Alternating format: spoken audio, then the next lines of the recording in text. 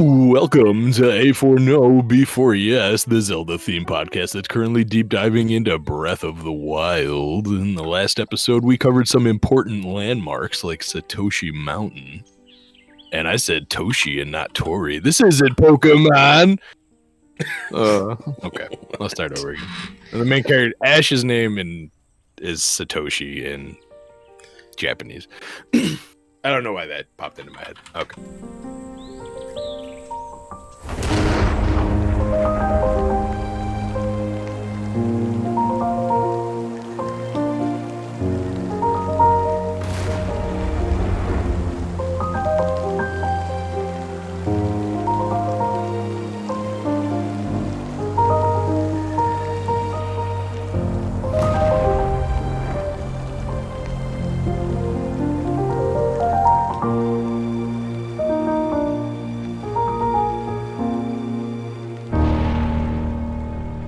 Welcome to A4NB4Y, the Zelda theme podcast that's currently deep diving into Zelda Breath of the Wild. In the last episode, we covered some important landmarks like Satori Mountain and also gave our predictions for a few things we want to see and that we think we might see for Tears of the Kingdom that's dropping in a few months from now.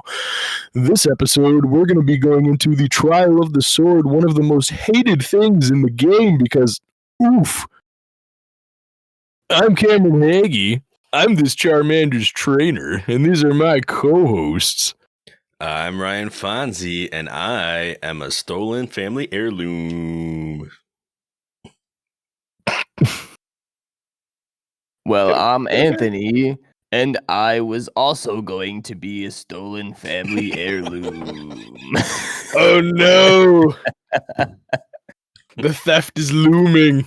So I guess I can just be a guy who was really evil at one point, but then I saw loss. I experienced loss, and now I have redeemed myself.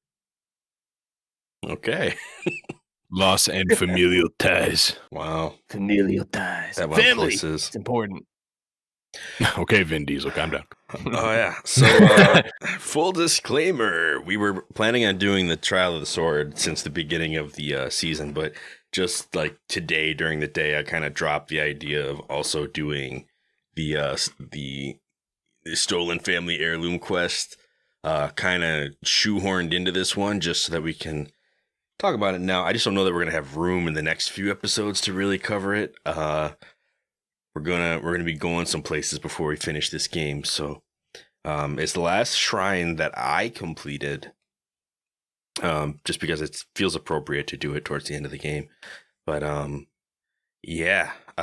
figured maybe we start with some trial, and then like between the different levels of the Trial of the Sword, we can kind of bounce out and do some other things. I know Anthony had another topic he wanted to bring as well, but I don't actually know what that is. So surprise for all of us except for him. It's a surprise for me too. Surprise for you too. You At least it was declared a it. surprise for me. Oh, Yeah, okay. but it was a surprise for me when I did it.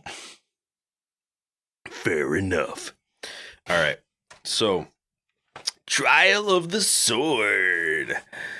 Gag me with a spoon. All right. So the way that we did this one, something about you saying "gag me with a spoon" and me just be like, "All right." All right, so Trial of the Sword is a pain. Let's be real. Like the first time I tried to do it, I think I died twice in the first trial, and then like once in each of the next two trials late on in the trial. So we're talking about like full redos, just completely feeling like my time was eaten up by failure. It's a miserable experience if you go through that. I'm sorry. This time I did it. I one-shotted the thing, all 3 levels, no deaths. I was so happy. I don't think I even used a fairy the whole time. It was wild. You're probably gonna, there's some footage that's probably gonna go up, and you'll see some of the action in the background here since we're doing VODs now, and I can do that. So it was a much better experience, I'll say. But the Trial of the Sword, the way we played, while we were talking about the Korok Forest and the Lost Woods and everything, right after I got the sword, I think I did one of the shrines in the forest, And right after I was done with that, I had this cutscene that triggered about being called back to the place where the Master Sword was sleeping to face a trial that I was now ready for. And it's a DLC mission of sorts. I think Zelda even declares it. Like you hear like the telepathic, like, oh, return to this place and you can take on, like, she's always kind of declaring DLC missions. Link, pretty great. the sword's power is not complete. Yeah. Return to the forest and put yourself through the worst experience of your life whenever you're ready. So I don't like it. a big Yeah, they theme of this one, I mean, aside from having to be strong enough to pull the Master Sword back out of its resting place, like the game seems really concerned with Link being strong enough or skilled enough to be able to wield the Master Sword at its full power. Like the power of the sword is entirely dependent on him. So if he hasn't, like, I don't know, passed the right amount of tests or what have you, the sword just isn't what it used to be. So is it just me, or like, does the Ocarina of Time link, like, this is going to be a sidebar, but is it just to me like the Ocarina of Time link seems like he's had the easiest go at obtaining the Master Sword and wielding its power? Because if we Well- compare the links, like, let's look at the Skyward Sword link and his trials and his repetitiveness he had to suffer through, and the Breath of the Wild. Like, I feel like the Ocarina of Time link, at least in relation to the other ones, like, had the easiest go at this so far. I don't know. would say What about A Link to the Past? Yeah, or Wind Waker even probably both had easier times. I mean, A Link to the Past, you lost your uncle, which I mean, but Yeah. you only had to go through like 3 basic palaces and then bam. Ocarina of Time, like, remember, he got to it with 3 pretty basic dungeons, but then he had to lose 7 years to be strong enough to wield it. So The It's sacrifice. all lost. yeah, it was kind of like, we're just gonna put you in the hyperbaric chamber here and just let you cook until you're strong enough to wield this puppy. He was training with Yeah. Goku in the hyperbaric time chamber. At your current age, you're simply not old enough. But even still, like, the trials that this link goes through, I mean, 120 something shrines, and you need at least enough hearts to wield the Master Sword. I mean, you can go there whenever you want, but you need to do some shrines to get there. And then having the sword trials on top of that, I mean, this it's just brutal for this guy. Yeah, you need to do like at least 40 of the shrines on a regular play if you don't do the hack where you just sit down and grab it. And almost dying And then 100 it's years not earlier. full powered unless you do a 51 floor challenge through the Yeah. I don't know, just through all of the different enemies you could possibly fight in this game. I guess since you mentioned a hack, I didn't like watch the video, but I saw a thumbnail and a title of a video that said that there was a way to get the powered up Master Sword without doing any of the trials by somehow clipping through an area, and you could clip right into the area you're teleported to when you beat the entire trial, and then you could just grab the powered up Master Sword from there. So apparently there's a Wow. way to skip all of the trials and just grab that powered up Master Sword. Wish I had known. I know, right? See, here's the thing this about episode we're covering how to clip through a wall. Yeah. Speedrun tech. Take what's yours. here's my feelings about going through the sword trials. So yeah, I could go through the sword trials on Yeah. master mode and spend probably about 16 hours doing it. But here's the thing. The Master Sword, fully powered up, is at 60 power. Yep. Now, for story's sake, I could definitely go through the sword trials for the story's sake and have this done. But I think every weapon in my inventory but one, which is the Edge of Duality, is over 60. So at this point, I'm just like, Master Sword, weak. I guess the only thing good it would be to you is an indestructible weapon because it never breaks once it's powered up.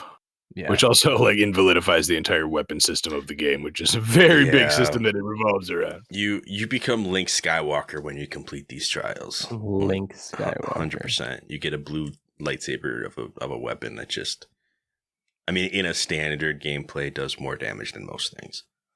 Yeah. But also at the same time, whenever you're in the Divine Beasts or whenever you're fighting Ganon, your weapon is automatically already powered up to that form and indestructible. So during most key moments of the game, you already have it powered up. I would argue it's completely unnecessary to even do the trial of the sword. How am I supposed to farm Restless Crickets in style, Cam? Bro, soldier's broadsword. Oh, okay, you say in style, royal broadsword. Listen, if it ain't a lightsaber, it's not worth it. It's not glowing. I don't want to touch it.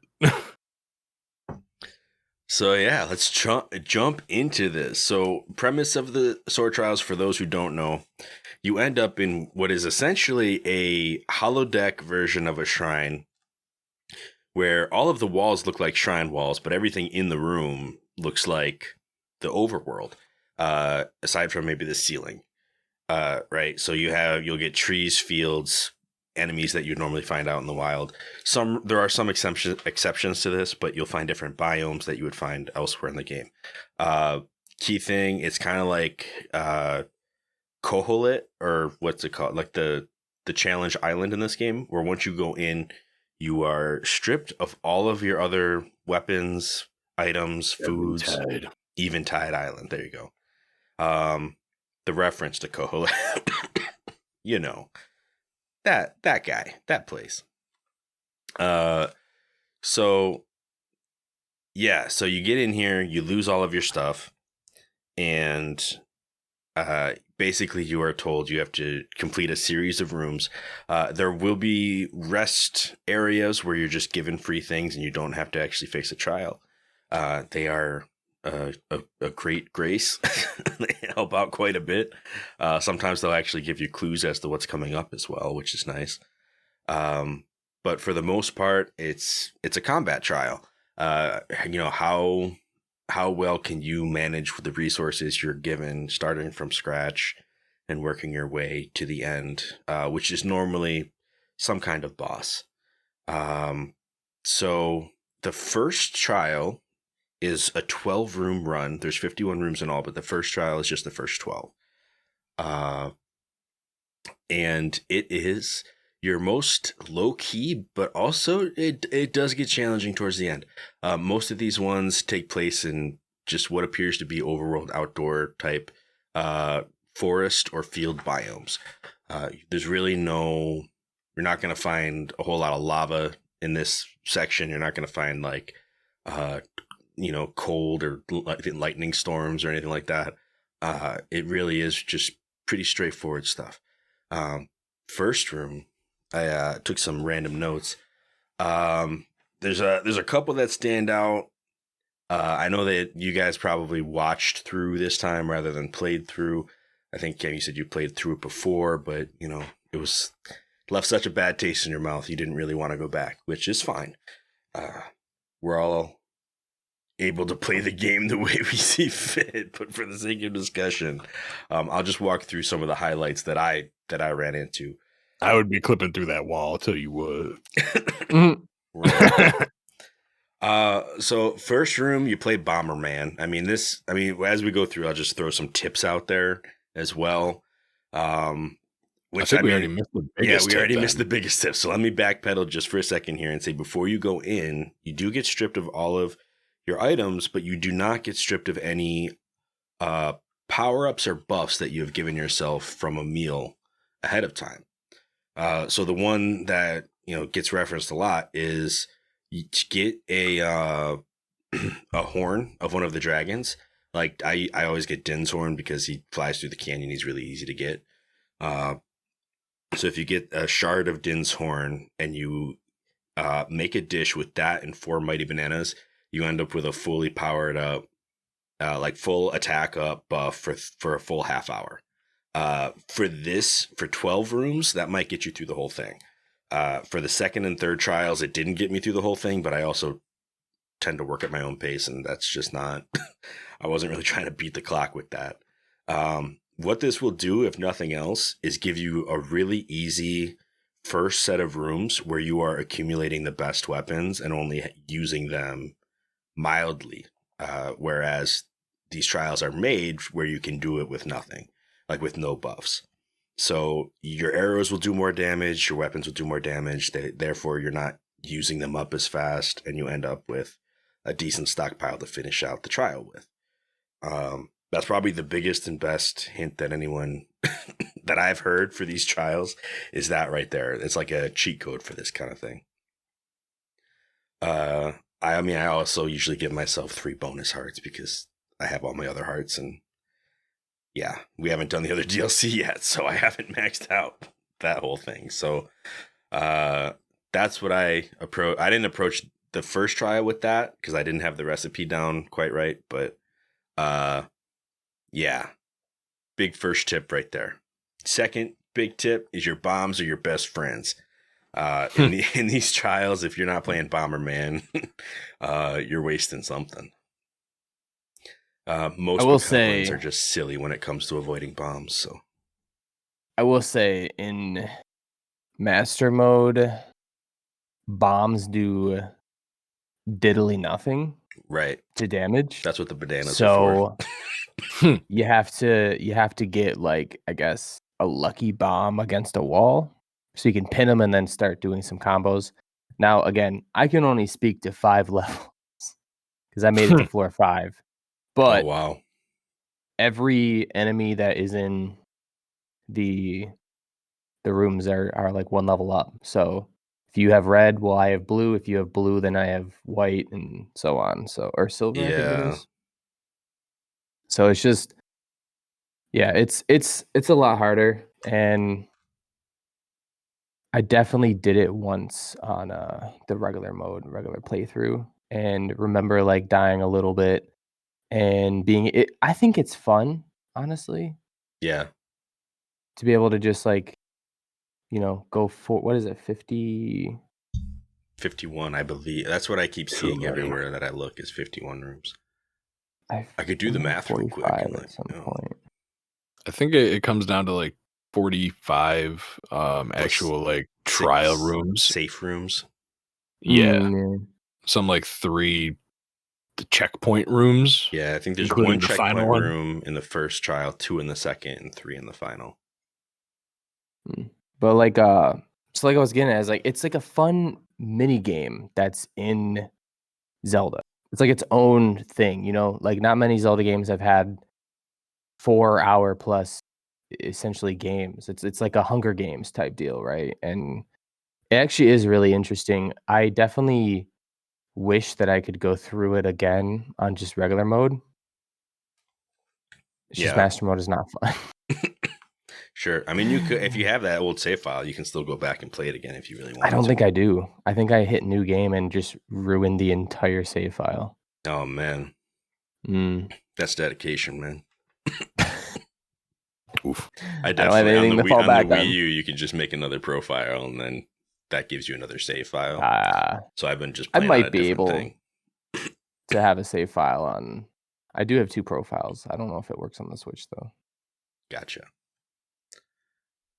Yeah. So, just a few rooms to stand out. I mean, honestly, first room, first impressions, right? I mean, it's just a bunch of bokoblins that you can bomb away. They're all red. They carry like sticks, basically. So you're not getting a whole lot out of the room. But it's just a good. There's also there's a seared steak and 2 bird eggs. Yeah. You can get some food along the way. The food you get along the way is usually not nearly as helpful as the food you get in the safe rooms, but sometimes it can help. Sometimes it can come in real clutch, especially in the final trial. There's like one spot where it's really helpful to have stuff in your pockets.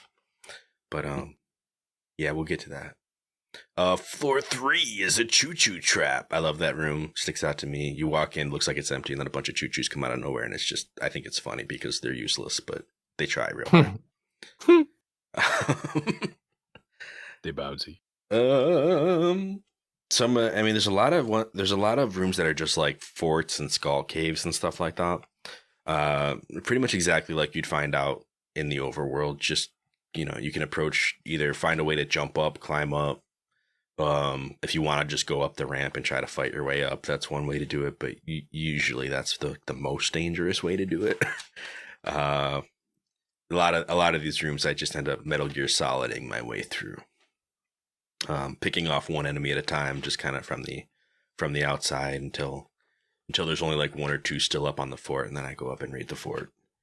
Just picking them off. That kind of thing. Notably, room 6 is a Talus. That's like the first boss. Taluses are actually pretty easy once you know what to do with them, especially if you have Rivali's Gale.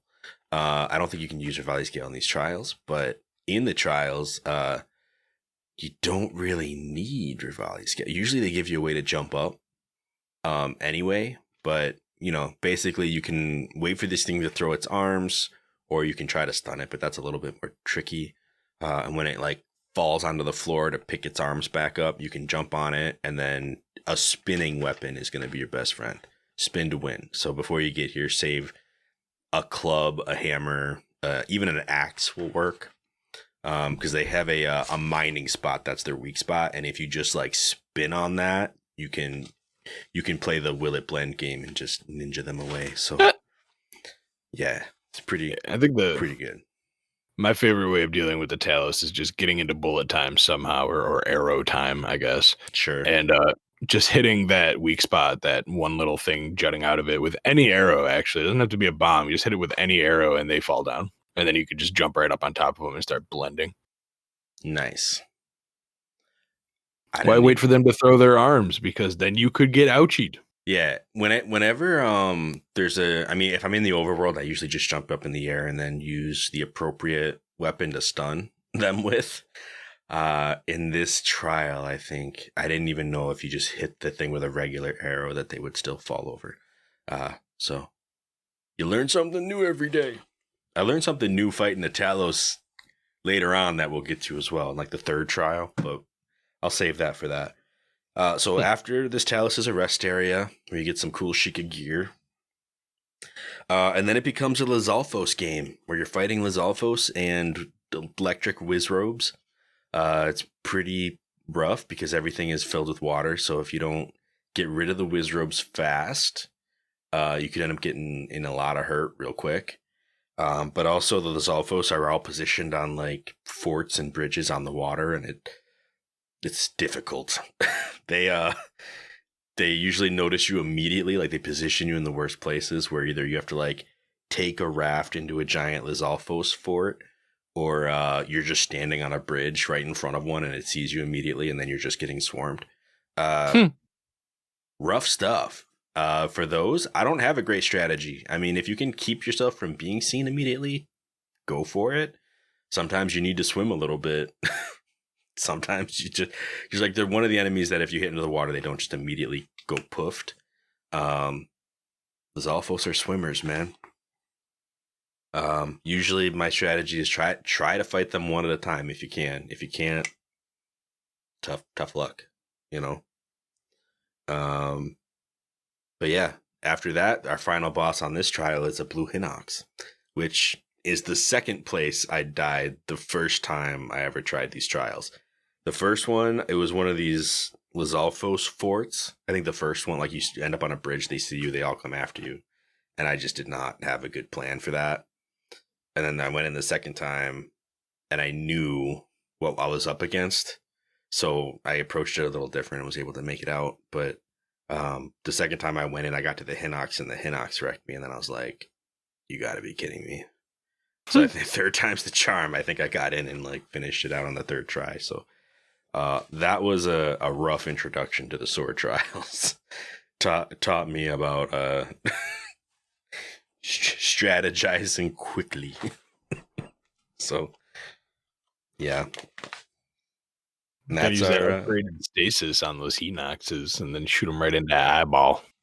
Yeah, no, that's definitely the strat that I've come to do as well. Like hitting him in the eye is like always the first thing, right? But if you have the upgraded stasis, it makes it so much easier. Just keep that eye in one spot. They can't cover it up if they're frozen in time, Mm-hmm. So you can get a real easy stun that way.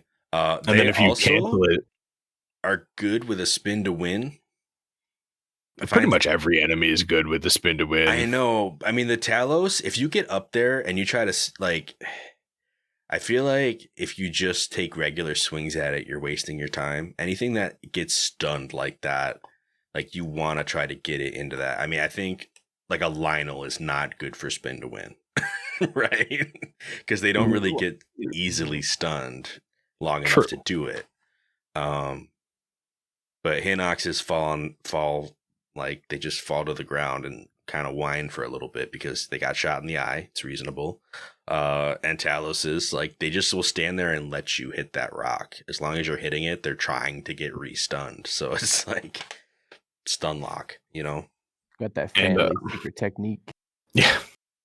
Also, depending on your orientation to the enemy, like how you're angled and how they are, like it just, you got to find the right spot, but you can get multiple ticks per swing. So instead of just going boom, boom, boom, it could be boom, boom, boom, boom, boom, boom, and each one counts as a full hit. And since you're using a two-handed weapon, that's higher damage than a one-handed weapon most of the time. Yeah. So you are shredding them if you can find that spot. Right. Stamina is a big deal with that as well. Like, you want to make sure you're watching so you don't lose it all and end up getting wrecked.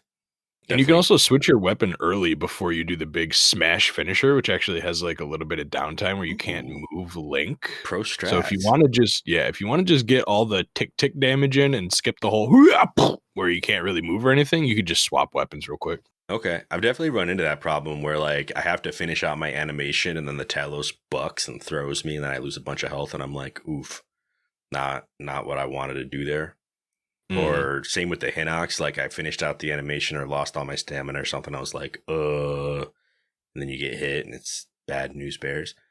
So I never even thought like, oh, I'll switch out my weapon and then I can just run away without worrying about the animation cancel weapon switch, baby. Yeah, that's one of them broken physics things where Link's like stopping time to eat 8-course meals and stuff. It's like, I mean, that makes sense. Yep, I got a dagger now. I'm out. I mean, just imagine how like the Lionel feels. He's like about to swing. His weapon's like half an inch from Link's face, and Link's just like, I'm a full steak. All his health back. I can't get it. All right, let's go. We got this. Yeah, I've definitely gotten into the habit of when I'm fighting like anything that's challenging, I guess, whether it be a Lionel or whatever, I'll use like a one-handed weapon so that I can use my shield. And then the second I get Fury Rush, I switch weapons. So I just like do the back jump or the backflip, go into arrow time, you know, and it's like, oh, press this button to Fury attack or whatever it's called. And I'm like, all right, but quick, first, let me put on my Guardian Axe and do the Fury attack. Basically enter the Hyrule Matrix. Right. I didn't actually know you could do that. I didn't know you could switch, like have a soldier's broadsword and do a backflip and then pull out your Royal Claymore. Be like, all right, let's do this. You done messed up. What did you think you were fighting against? You don't know how deep my pockets are. I could imagine it like one of those JRPGs, like the VR ones, where there's like a little like anime menu pops up and they're like switching through the weapons as he's like in airtime, just back. The sword disappears and he's in the menu like this one. Sword Art, yeah. Sword Art Online definitely would have something like that. It reminds me of whenever Vash the Stampede would pull out his arm cannon, and everyone was like, "You have an arm cannon?" And it's like, yeah. You didn't know? This is Trigun, baby. It is. It would be a showstopper every time. It was hilarious. You know, just to continue down that that path a little bit. You know, there's a new one of those out. A new Trigun? Yeah. It's called Vash the something. It came out like maybe this year, last year. Yeah. Nice. I own a set of the first season, but I never finished watching it. I still have to do that. Still have a disc or two to long finish. Time ago that I watched that, but it was good. It was fun. Kate wasn't into it. We tried to watch together and she's like, yeah, I'm not really about this. I'm like, all right. So now I've like planned to watch the rest on my own, but I just have not gotten to it. You guys should check out Angel Beats. I bet y'all would like that. Very sad. Very heavy. Good stuff. But Yeah. that's a big digression we've gone on now. We're real humans, people. We have lives outside of podcasting. Let's get these beats back onto these floors. All I right. am definitely not an AI unit. Chat Program GPT. We're here for the Hyrule only podcast. I'm Elon Musk PT. All right. So where were we? We just finished the first trial. Yeah, we're in the middle trials, which are the worst Well, because They're the dark ones. let's take a break from the trials real quick. All What right. did you want to do? You want to go over your thing first, or do you want to talk about the heirloom first? Oh, I mean, I can definitely go over my thing. Okay, let's do your thing. My thing is kind of part of Satori Mountain. So I did miss the initial entrance to bringing it up, and I probably should have brought it up with Satori Mountain because it kind of I know what it is now. yeah, you know what it is. So I actually stumbled upon this, and I definitely knew it existed, but I completely forgot that it existed, and it made my life going anywhere in Hyrule a lot easier, similar to the teleport coin. So it's all about horses. Do you know where I'm going with this yet? Oh, yeah, I think I do. It's like DLC So chests and stuff, or yes. yeah. So the EX chests, since we're on the DLC this episode and we Bro. covered Satori Mountain last episode, it kind of Mm. fits in. So the location you get this so-called item will change your life. If you've never heard of it, maybe you have heard of it, but there is a set of saddle and bridle that was made by whoever made the ancient gear. I don't know. And Sheikah. Shikatech. And this stuff is the best invention in Hyrule. So the first chest you find, I think it's the bridle. You go to Satori Mountain, the closest shrine that you can get to Satori Mountain. If you go directly south of Satori Mountain, you'll see one lone cherry tree and a pond.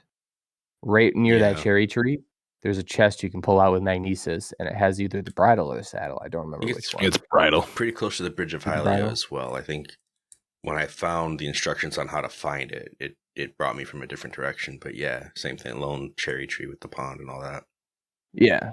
Yeah. And then the next one is, I don't think we've talked about the horse god Melania yet, but there is a horse god that if your so-called steed perishes, you can pay the price to revive them. And right by there, there's a bridle buried in the canyon that you can also pull out of the ground, and it has the Saddle. saddle. Yeah. And yeah, so this is probably the best thing ever because when you equip the ancient saddle, which Cameron actually found more information out that I didn't know. I know it teleported. So anywhere on the map that you want your horse to come to you, if it can come to you, which Cameron was also talking about when we were talking about this when I brought it up, should just be the game mechanic. That's how it should work. I mean, that's how Epona Like- used to work, right? I mean, Right. You couldn't bring her anywhere, but anywhere in the overworld where you could ride a horse, you could just call her over. You know, it wasn't a distance-based thing. Yeah. Yeah. So I think the exact example I used was, how much sense does it make you can shoot a fire arrow at some grass and launch yourself 30 feet up in the air off of a single piece of cloth, but your horse is too far away to hear your whistle? Like, all right, where are we drawing the line at realism here? Like, come on.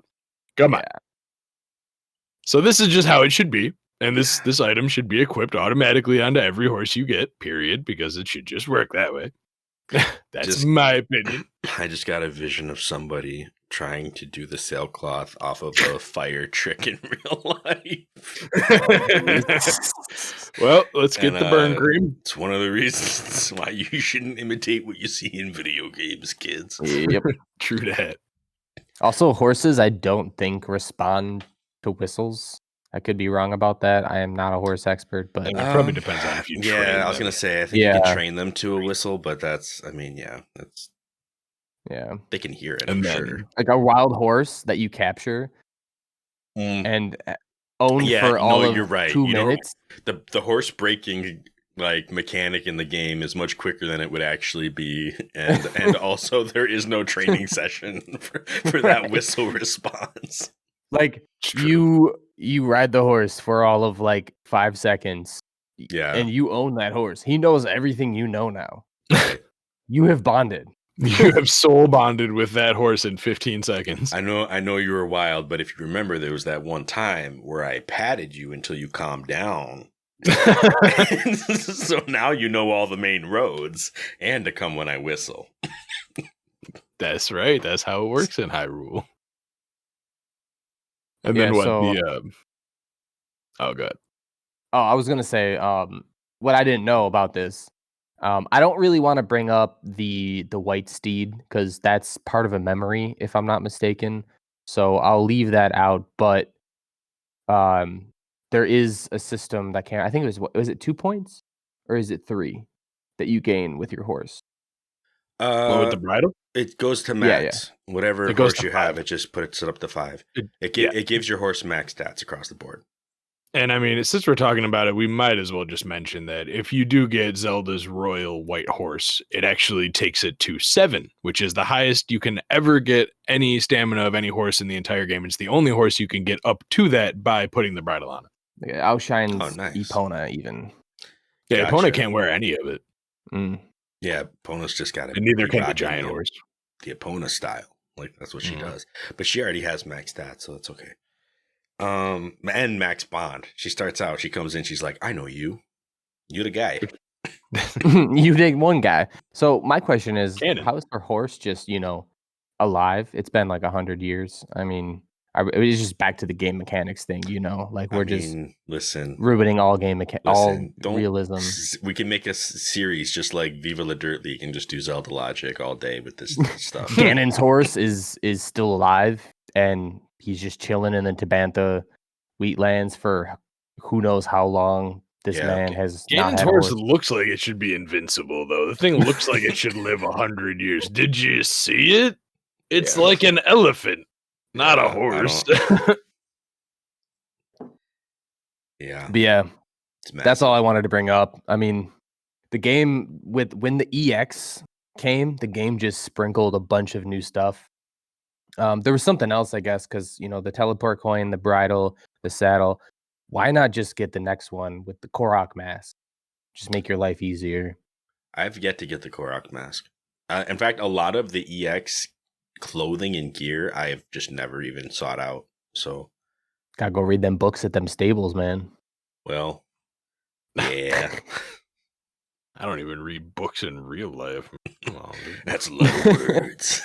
that's not. Too bad I'm not reading it. What is this You- word soup on paper supposed to be? I will give you the benefit of the doubt. You do have to read an article by Tracy, and I know none of the homies like reading Tracy's articles. I met Tracy. That was interesting. Oh, really? I haven't met her yet. Tracy, Stacy, Lacey. Just Yeah, she's like at one of the stables. She's just, Ah. it's either that or she was in Greedo Town. I don't remember. She was somewhere. just tracing it up. Wasn't a memorable meeting, clearly. I just remember that it was her. I like to draw people and horses. Yeah, so that the bridle and the saddle, the ancient ones, right? Is that what they're called? Ancient bridle, ancient saddle. Mm-hmm. Yeah, super useful. I've been rocking them since pretty early in the game. And Error has been tricked out for a while. I made his mane purple and everything. He's a good horse. I didn't know you could do that. He definitely died once, and that's okay. Yeah, you can. I think that might also be DLC. You can customize your horse. So you can take them, if you take them to, you're not the actual stable owner, but if you go off to the right, it might actually have to be at the a certain stable, the one that's actually by the horse god. You can talk to the stable hands who kind of work in that little station with the 2 horses usually. And one of them will check the bond of your horse and be like, oh, okay, like as long as it actually likes you and your bond. Like you can't just like random. You can't customize a new horse who hasn't, gotten that strong bond yet. But once she determines that the horse likes you enough, you can change all kinds of stuff, like what kind of mane it has, what kind of tail it has, what color those things are, and stuff like that. I'm gonna have to go do that. It's fun. That's why I made the ridiculous. Like I named him Error to begin with, and then when it came time to customize him, purple just seemed like the natural fit. So Let's go see the horse god, Charlie. Oh gosh. yeah, I had to bring Error back from from the grave with Millennia. Yeah, that's an experience. Normally, she just evaluates what happened to the horse, and I think as long as you didn't kill the horse yourself, you're good to go. And be like, I can see that there was no malicious intent here, and then you can revive your horse. But if you just run off a cliff and then pull out your paraglider and watch the horse go, then you can't bring him back. I don't know. Never tried it. So I'm actually not sure. But it seems like I'm being judged whenever I ask for the horse back. So, just saying. Were you actually merciful to your usually horse? what happens to me is that I leave the horse somewhere precarious. Like I'll leave it before I have to climb something, right? Or glide across something because the horse can't follow me there. Like he's not going to. Once the trail ends, there's usually something dangerous nearby, and I just leave him behind.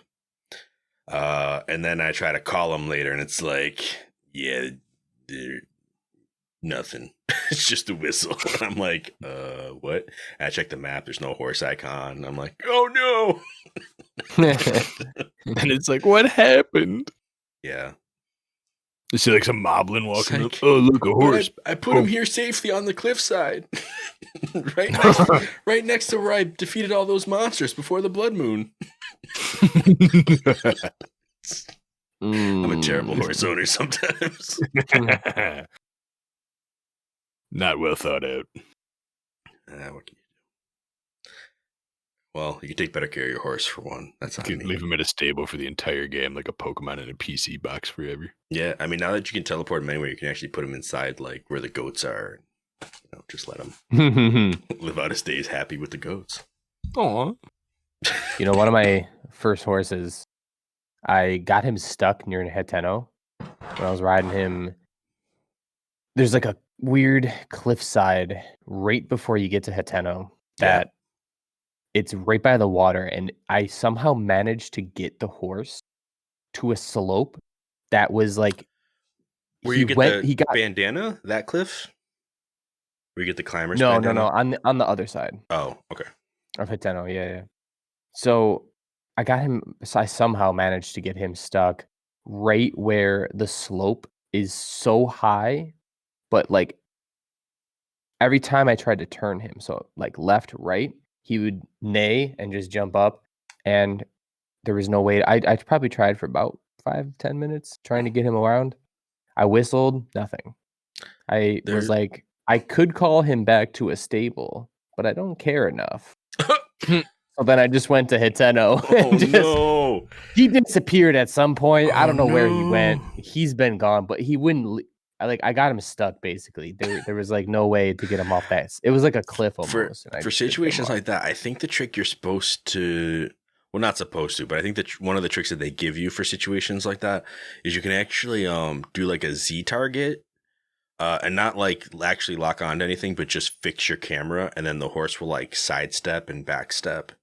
Like you don't actually have to turn the horse; you can just kind of have it like dance its way out of there. You just bomb it till it moves. Oh no! Just freeze it and watch it slide, man. This episode's gonna get DMCA'd by PETA. Well, listen, they're digital horses. Yeah, they're dead. You can't eat these That tasty has animals. not stopped PETA before. All right. See this hat? You see this hat? See this? All right. So I guess we'll head back to the second level sword trials then, just for a spell. We'll do a quick rundown of what that looks like. This is my least favorite of the three. even though it's the one that I probably died the least on. At least, well, that's not true. The first one, I mean, I died more than any of the others, but I think the other ones, they're tied. The second two levels are tied for me. But Middle Trial is the worst. And the reason it's the worst is because of the dark section. See, this trial, from here on out, you know how like the first trial was split into like forest and water, like very common overworld biomes. This one is split into, I believe, 3 sections. One is wind tunnels, which is actually very fun. Like the first 4 floors, you get to just jump around with your sailcloth, go into arrow time, just knock everything out, just basically be death from above. It's awesome. I love the first 4 rooms. After that, you get punished for making it that far. 6 through 10, everything just goes dark. It's like Typhlo every room. So most of the enemies have something glowing. Some of them don't, though. Sometimes you just have bokoblins being regular bokoblins. And you either want to fight them next to a torch or just get them from a distance. Because they'll all be partying by a fire or something. But it's just a visual nightmare. It's rough. Thank you for demonstrating how a bokoblin parties, Cam. Fantastic. But yeah, so some bosses. For the first floor room, your final boss is a decayed guardian chilling on a platform, and one of the disabled guardians just shoots at you while you're flying around. It's actually not very good at hitting you. You can either just peg it with a million arrows, or you can peg it with 1 arrow to stun it and then get on its platform and go to work. Nothing too crazy. The boss of the darkness is a Hinox, which, you know, is something you have to deal with in the Typhlo ruins. Like, it's almost the exact same concept. And this is where I started stasising Hinoxes, because I was like, yeah, nah. First of all, I need to see you. Second of all, that eye just keeps... He got stuck in a corner of the room, and his face kept going into the corner and back out. So, like, every time I try to go, I only had a window like this long. So I was like, you know what? Instead of trying to shoot an arrow in that window, let me just freeze him when I see the eye and then hit it and go. Because he couldn't do anything to me. It was like fish in a barrel. I didn't intend to do that, but just the way I ran around the room, he ended up getting stuck. I was like, all right, we'll cheese this. Yeah. Why not? But the dark rooms are just the bane of my... It's just... It's not fun. Can I say that? Can I say it's not fun? It's not fun. I mean, if you ask me, the whole thing isn't fun, but... Yeah, okay. Well, yeah. So, that's... With that being said, with how much you hate dark rooms, how much do you really love my prediction about caves in Tears of the I despise Kingdom? that. I thought I made that clear when you made the prediction that I hope that wasn't true. I don't remember. There's a weirdness with, especially with streaming too. If you're playing a game that could be well lit and instead it's like pitch black, nobody wants to watch that because you can't see anything. Fair. And then when you're playing it, it's just super inconvenient, and I don't think that it adds fun to the equation. I think it takes it away. Mostly an inconvenience. Yeah, very difficult, mostly an inconvenience. Yeah, not being able to see when you're not exactly like able to hear or feel things out either. It's just a silly way to try to add some challenge to the game. But I don't think Nintendo's above it. You could be right with that prediction. I just hope you're not. I hope I'm not. So then the last section of this is all Guardian stuff. Like, instead of going to another biome, what they instead do is take you into like full-on mock shrines. The floors are shrine-esque. A lot of them will have like the very shallow pool of water. Some of them will just have regular shrine flooring. And you're fighting Guardian Scouts, all different Guardian Scouts. Up until you get to like basically what is a major test of strength. And that's that. That's nothing too crazy. You get to your second level sword after that.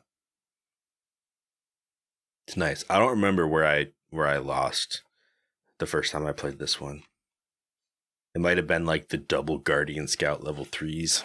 And that happens right before the end, just because they're obnoxious when they're together. But you can also get them to fight each other a little bit, so that's good. That's just a tip. If one of them's about to do like the charge spin, you can actually line it up so, or like if one of them does the big laser roundy, it'll hit the other one and stun lock the other one if they're close enough together. It's silly to have them fight in the same room like that, but I used to do that to the Guardians, the ones that were like turrets. You can get the one to shoot a laser at the other one. Nice. I was watching the dude in the video I watched of the sword trials, and all he did was just get into the air in arrow time as soon as possible and launch as many powered up arrows into one of them to just kill them. So it was a 1-on-1 instead of a 1-on-2. Gotcha.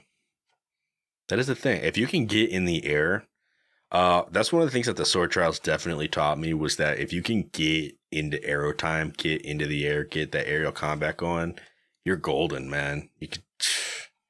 That's like and come in with as much overpowered stamina as you mechanic. can. Yeah. The guy I watched, I think, had almost 3 full circles around his original stamina bar. So he was in the air for like 30 seconds at a time with arrow time. I'm like, I wouldn't be able to do that if I went into the sword trials. It's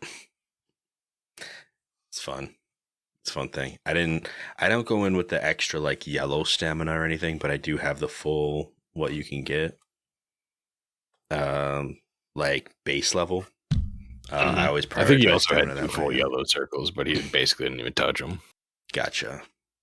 That was just a GT. That's the reserve tank, man. Exactly. Like actually. So yeah, we can get our base power 50 Master Sword this way. And if you guys are good, we could take a break here and talk about another shrine trial. Well, not shrine trial. It's actually a blessing shrine, but there's a shrine quest. In an early episode this season, I don't remember what we called it. Maybe like, are you a Belinker? I think was the name of it. We talked about Kakariko Village. I think Anthony actually wasn't there for that episode. I think it was just me and Cam talking about Kakariko. It was a while back. But definitely one of us was missing. So we talked about this guy Dorian, right, and his kids. So Dorian has 2 daughters, Coco and Katla. Coco is the one who knows about what happened, or at least knows that her mother has passed away. Why are you partying like a bokoblin for that? Coco knows. Way in the mood. So when she's not cooking, she'll sometimes take a tour over to the graveyard and kind of mourn the loss of her mom. It's very sad and also very mysterious. Katla, her younger sister, hasn't a clue. She still expects her mom to come back someday, which is kind of heartbreaking when you see them like staying up at night waiting for mom, stuff like that. It's very rough. Dorian doesn't really talk about it much. You can't just on a standard level get him to talk about it.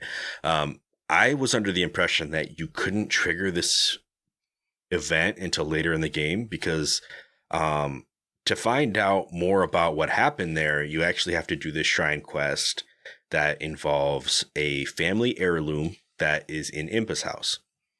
It is like pretty much untouchable. She just says we're still researching it. We're waiting to figure out what it is. I thought this was like you do the memory quest and it becomes available, and that's just not the case. And I've done the shrine before, but I kind of forgot what the prerequisites were. Turns out that this is much like the Thunder Helm in Gerudo Town, where in order to get this heirloom, and not that it's just given to you, but in order to trigger this event, you have to help out some other Sheikah members in the town. And funnily enough, when we were here the first time, I did most of them. I helped the one dude find all his cuckoos. I, did the archery shop, like the torches quest, right? I did Peek and Go's go, find the fairy fountain thing. Those are all part of what contributes to this, as far as my research tells me from today. One of the other ones is a firefly quest. That Leslie's really into fireflies. She's been really wanting to see them, but she can't go out because it's too dangerous. So basically, this quest is to bring her some fireflies. From what I understand, you grab 5 of them like you would go to cook them, and then instead you just let them go in the room. And it becomes this really, sweet moment that Link has with Leslie, I guess, like where he's just, trying to encourage her.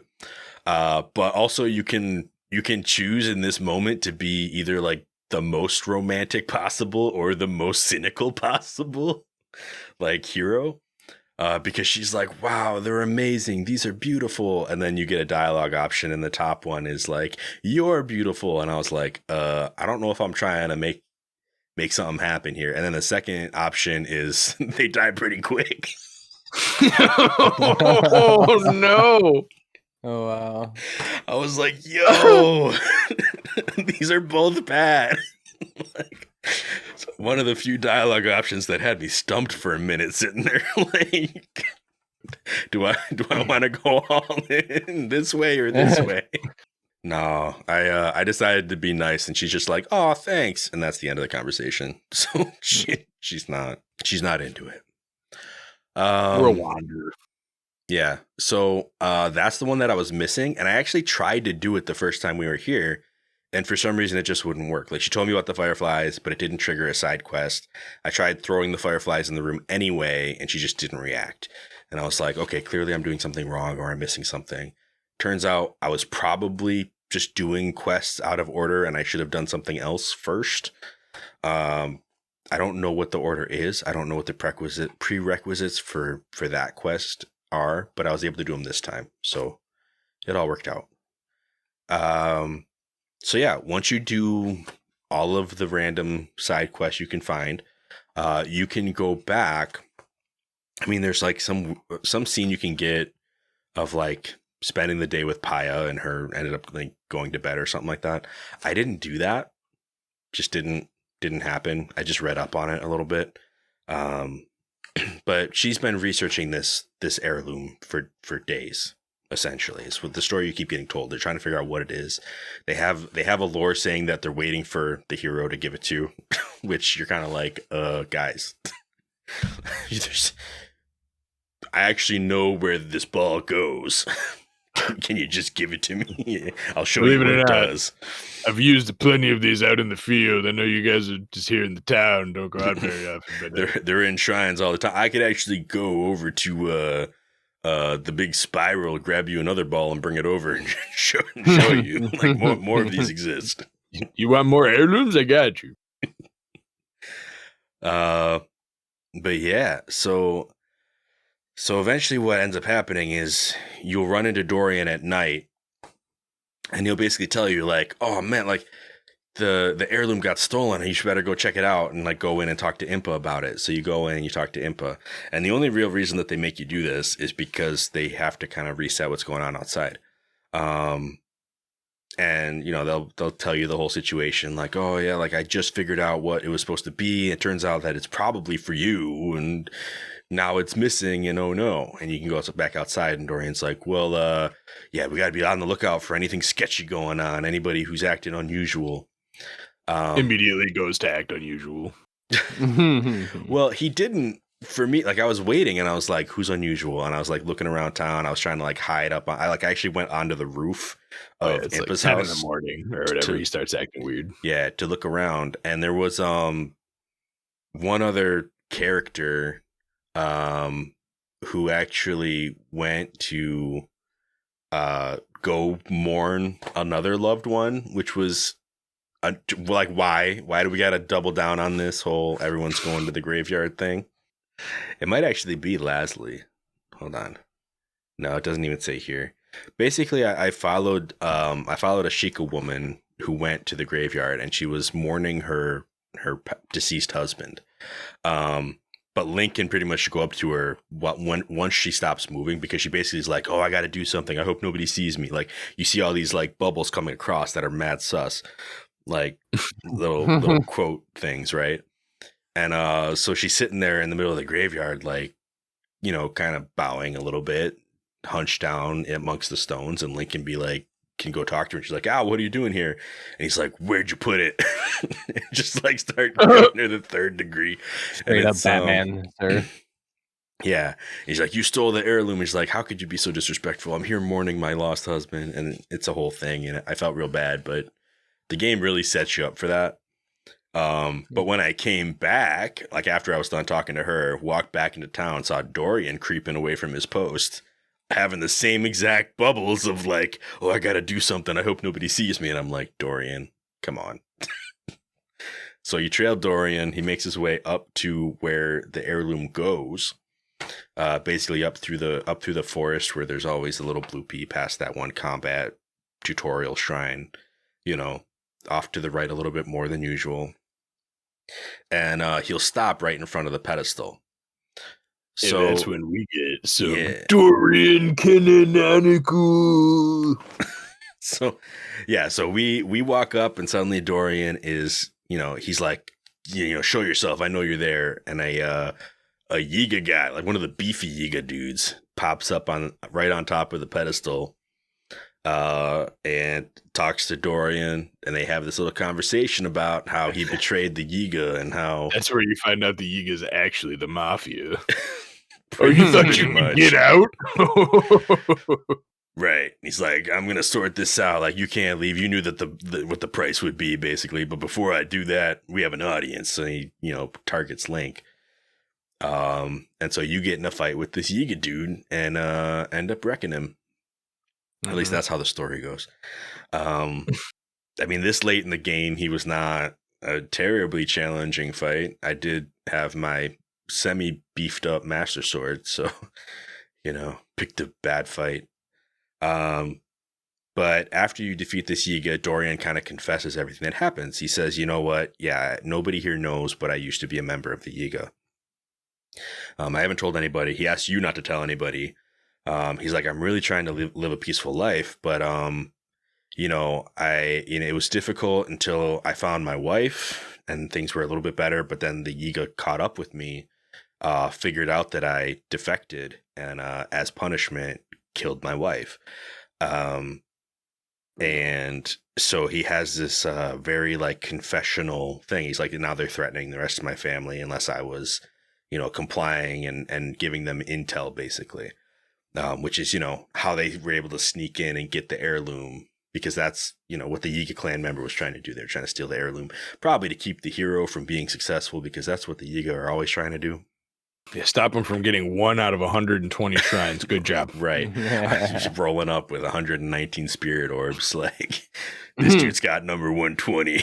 But like, he's gatekeeping that 120. He'll never get it. Yeah.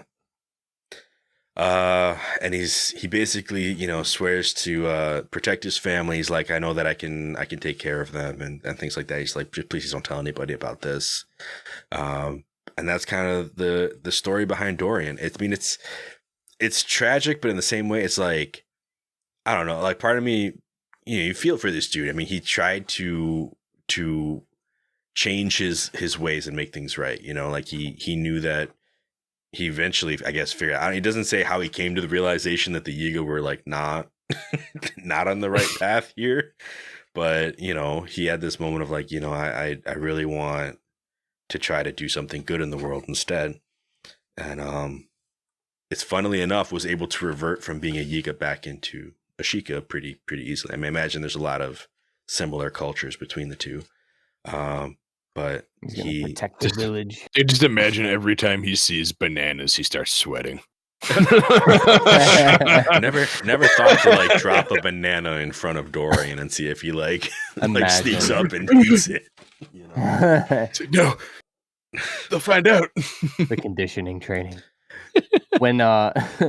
When we were talking to Dorian and, you know, we're doing the whole like playthrough of his sadness, all I could think of was the Sadness and Sorrow song from Naruto, You know what I'm talking about?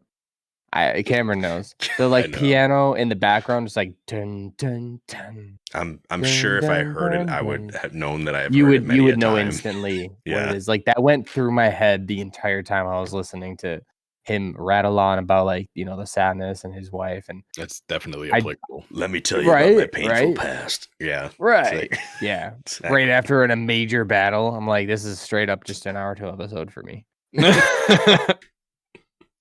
Just imagine Dorian sitting on that swing alone as everybody walks past him. I wanted to be strong for my family.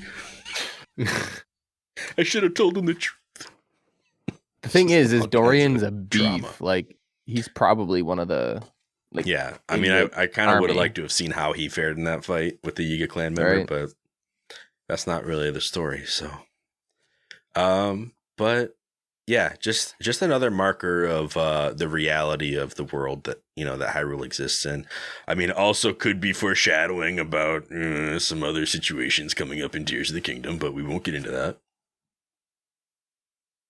But yeah, cool stuff, cool story. One of the most in-depth like stories written around a shrine that we get in the game too. So I definitely wanted to give it a special mention because of that. And because we saved it until now, figured we just plug it in here rather than trying to like fit it around like our memories episode or our champions ballad episodes. I think those are going to be pretty chock full of stuff. So I don't think it would be fitting anywhere else. So that's why we're kind of jamming it in here, even though it's not super fitting here either. But it's a nice little vignette away from the sword trials, which we're going to go back to now. The final trials. The final trials, my favorite of the three. Let me tell you about my favorite trials. What do you mean the dead trials? There's lots of dead things. It starts out with lots of dead things, right? Yeah. Yeah. So I think it starts out with a lot of dead things because dead things are immune to electricity. Mm-hmm. And that's the first thing we get. These are the, what would you call it? The elemental trials. So you start out and the key element is, electricity, lightning. And it's instead of being like the first trial where all the lightning came from, Lizalfos and Wizrobes, instead, it's actually just lightning storms, like in every room, pretty much. So everywhere you go, you got to be wary of carrying anything metal. You have to, make sure that you aren't like standing right where something on the ground is about to get shocked, because there's a lot of rusty weapons just kind of stabbed in the ground, specifically for the purpose of you kind of getting hit by a hazard. And But what's up? free damage here. If the only thing you have equipped is a metal sword and you wait for it to start going zzz, zzz, Oh yeah, zzz, you and can then you're just like, chuck that ha puppy. chuck it over at it, then you turn into Zeus. Right. Mhm. So yeah, there are some cool ways to use the electricity to your advantage. Throwing is one. I just know that if you throw weapons, you can tend to break them a lot faster too. So there's one downside to that, but it's not major, especially not in the beginning stages of this, where it's mostly all just rusty weapons and bone arms that you can get. So again, you kind of want to play some Bomberman here to start out. I've tried doing this thing where I guess one of the spoilers is that there is actually an Octorok that will clean off weapons later on in these trials. So you can stock up on rusty weapons like in your back, because you don't want to be carrying them for the most part. But if you want to stock up on them, you can and feed them to this Octorok. What I will say about that is that almost all of them turn into traveler's weapons. So you're not going to get like a royal or, knight's anything out of this. So don't value them too much. Like, don't be saving it and like come across, a much better weapon and say, oh, well, this rusty one could be anything. And like, do that. It's probably going to be a traveler's thing. And that Octorok's probably going to shoot it into the lava on you, because that happened to me like 2 or 3 times. Traveler's trash. Traveler's trash. You'll end up having like a rusty spear that does 12 damage, but also breaks very easily, and it'll be like a traveler spear that does 10 damage, but has a little more durability. So you actually kind of lose some power doing this as well sometimes.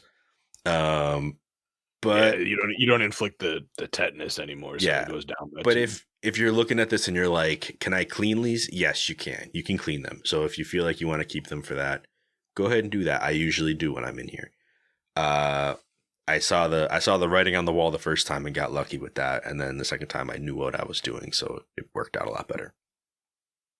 So then floor 5 is a stall knocks in the lightning.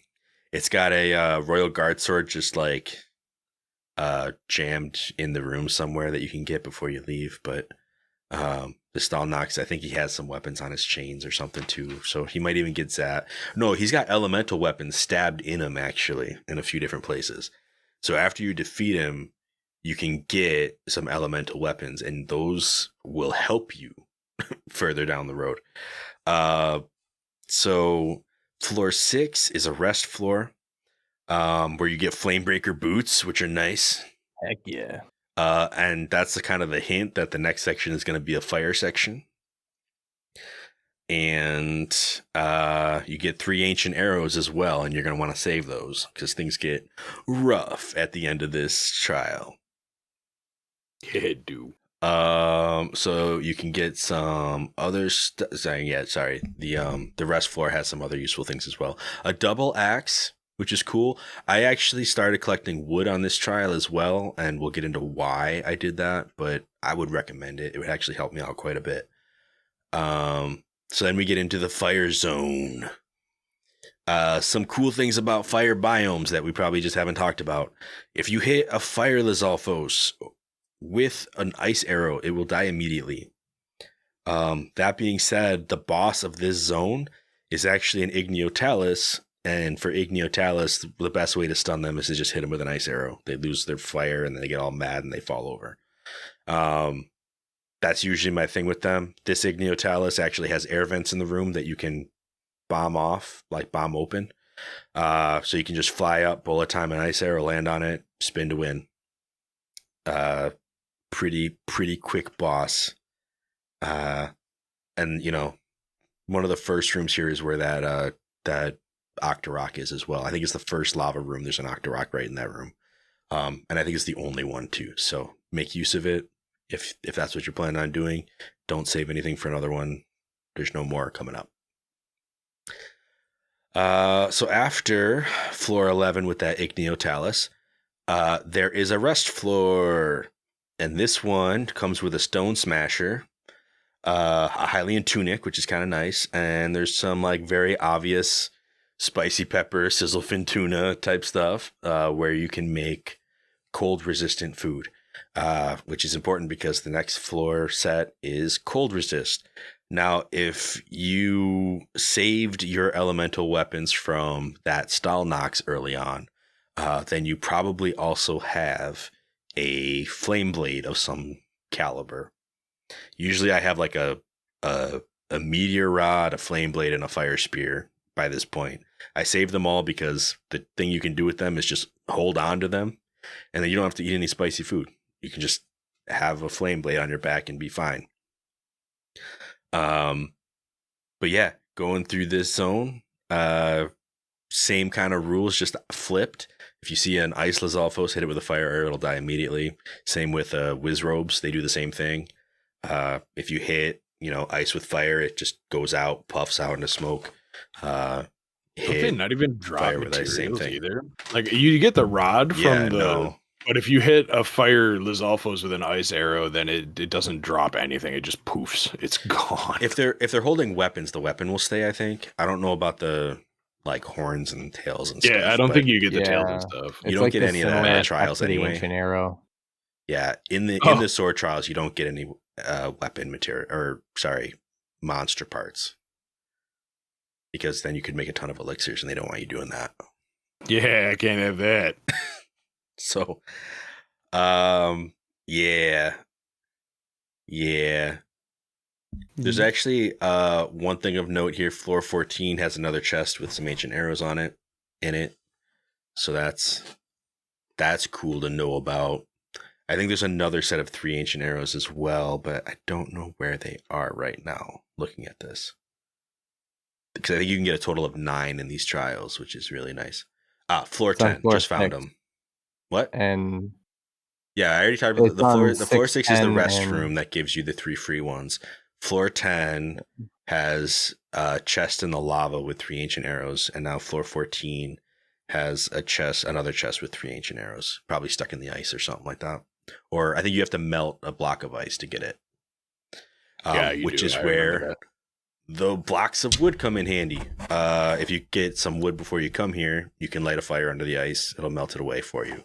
Or you can just stand next to it with your fire weapon or whatever, you know. Or you could be a complete Chad like the guy I watched in the video and spam your meteor rod until it all melts because you don't need that meteor rod. You don't need the meteor rod. It's true. It's funny. I got the meteor rod, and then like the next room there was a skull cave, and I tried to light it up with the meteor rod, and nothing in that skull cave cared about heat because it was all fire. There's all fucking fire moblins. They were just like, yeah, and giant balls of fire don't mean nothing out here. Like, I went swimming in that lava earlier, didn't you see? Balls of fire. Came to the wrong neighborhood.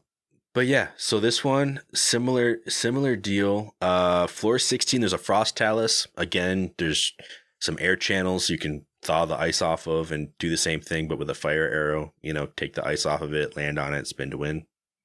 I see the podcat is having a field day with your chair there. Trying to be a parrot. There you go.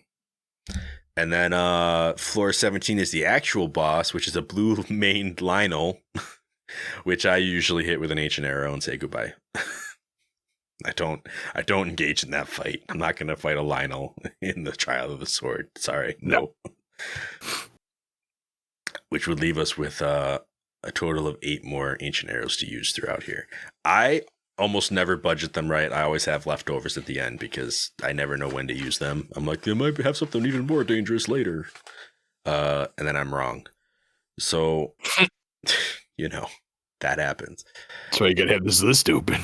That's why you gotta have the list open. I didn't when I was playing. But yeah. So after Frost, hey guys, what could possibly be the last element? It's not wind. Fire. I can tell you that. Is it life? No, it's Guardians. The last element is Sheik Attack. And it's just a big old like line of Guardian fights. Like there's the whole deal. That's mean. Yeah, I know, right? You can get some hardy bass though in this last restroom. That's pretty cool. But yeah, no. Next thing, they start off right out with 6 decayed Guardians, just placed around the room.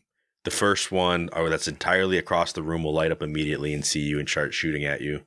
But don't be fooled because the other 5 that aren't active will come to life if you take that first one out. I don't think they all come up at once, but they will. You know, they take turns and stuff like that. So what I did with this one is I let that first one be alive, and then I went around and killed the other ones one by one. And then I took out the last one. Once it's down to 2, the second to last one comes up as well on its own. You don't have to trigger it. But most of them will just play dead until you've like finished another one. So I was able to actually do a 1v1. And you can hide behind the one that you're about to attack so that the first one doesn't shoot you. It just makes life a lot easier. That room always stands out to me. But floor 20, Guardian Stalker, they give you some horses as well. 21, Guardian Skywatcher, just floating around, give you some practice with those guys. Floor 22, you get a Stalker, a Skywatcher, and a turret, all just placed around the room. That one's fun. Big old field with some Guardians of different colors. And then there's floor 23. Yeah. That's the best one. And floor 23 is the final room where everything kind of breaks loose. 8 8 mounted bokoblins. There's a bokoblin cavalry that's chilling with their Lionel general. Yep. And when you first enter the room, they see you immediately. Like they look over and then just like get their little, Metal Gear exclamation point, and they all come riding on over. It's war. My strat here is to run in the opposite direction and drop a bomb behind me. So they all come running through, and then it's just bones everywhere. Well, not, they're not. I don't think they're Stalblins, so no. They're actually bokoblins. You So just it's just knock them off the horse. goblins everywhere. The horse is like, BOM! And then just runs away, and the bokoblin's like, oh no, my horse! Well, yeah. I mean, you do have to actually use the bomb for them to fall off the horse, but yeah. Well, yeah. Goblins go everywhere. Horses scatter. One of my first objective always here is to shoot the Lionel with an ancient arrow, though. So once, drop a bomb or two, once those go off, it's like immediately, how can I get this arrow into the air at this Lionel? Because once the Lionel's gone, you actually can kind of breathe for a minute. But there is a Guardian turret as well. So you got to watch out for that. There's just a lot going on, and they throw it at you all at once. So you just got to be ready to jump into action for this. I do actually enjoy coming into this room, except I'm always stressed out about that Lionel. Like, it's like the biggest thing. I'm like, listen, if I get hit by some bokoblin with a spear, whatever. If I get shot once, I might live. If that Lionel engages and I do not have an opportunity to hit it, like, I'm done for. There's too much else going on for me to time anything with this guy. So, yeah, what I normally end up doing, get rid of that Lionel, climb up the tower, fight off the Guardian, because the goblins can't do anything if you're up on the tower. And then from there, it's just float down and start shooting off whatever arrows you have left, whether it's ancient arrows, bomb arrows, what have you. They're all like red bokoblins in the regular mode, so they go down pretty quick. I do feel bad about shooting at horses with bomb arrows, but it is very effective. I will say that. So makes it a real easy finish. Like once you get to that point, the rest is a cakewalk, and you already can kind of feel the victory at that point. So it's good stuff. And we get our Master Sword of 60 power all the time. All the power! Which means that we get to take care of the rest of the... And I already did all the shrines, so kind of messed up that experience for myself. The game. Yeah, no, and then it's DLC, baby. So this sword is going to help me get through the DLC shrines, which is nice. It's nice to have some actual gameplay to work with when you have a powered up Master Sword. That's not otherwise already powered up for like the finale of the game or whatever. Mm-hmm. So yeah, that is our Trials of the Sword. Any final thoughts on any of this stuff? I don't have any more, so. Master mode, hard. Grumble, master mode, grumble. All right, cool. So I guess I'll just close it out there then. I mean, like I said, love-hate relationship with this. I know that, Cam's got a hate relationship with this, and Anthony's got a master mode relationship is what it sounds like, which has kind of become a disparaging is what it seems like, but what have you. Yeah, I'm just glad that I'm through it now and I got the benefit, so now I can kind of walk away and just have fun with the rest of the game. But yeah, certain parts of this I really do like. I really do like some of the set pieces that they put you against, but that middle section, man, gets real dark. Takes me to dark places. Literally, figuratively. But yeah, next episodes, if we haven't hinted heavily enough already, we're going to be doing the Champions Ballad. We're going to break that up into at least 2 episodes. That's our plan. I'm hoping that we can knock it out in 2, but I don't know if even that's reasonable. There's quite a lot there. I actually wonder if we should do the memory quest first. How do you guys feel about that?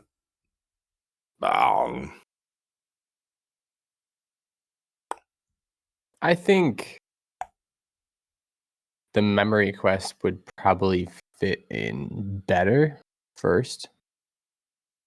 Okay. And that's because of the nature of how you start the Champions Ballad. Okay. Great. You know? All right. So I'm going to edit a bunch of that out that I just said. All right. So if we haven't hinted heavily enough, our next episode is actually going to be the memory quest, and that'll be our way of kind of moving towards the Champions Ballad. So we're going to go through and do basically a memory quest movie night, where we'll just talk about the different memories, talk about what we see, what each cutscene makes us feel. There are 12 of them in the game. And they're not super long. And usually there's like one major concept shown in each one. And it's not something where we need to like write essays. I think it'll be a perfect little way for us to chill, not have to play a ton. I mean, we could just look up the memories. I've already done the whole memory quest in my game. Even watch them and talk about them on the podcast at the same time. So all good things. And then once we're through that, we'll head towards the Champions Ballad, where we'll then have extra weeks to play it and actually get it finished. So yeah, next episode will be our memories quest. So thank you all for listening. If you want to reach out to us, you can at our regular places. We'll have a link to our website in the description where you can find all of our social medias, things like that. And we will catch you on the next episode of A for No, B for Yes. Peace out. Did you peace out, Dad?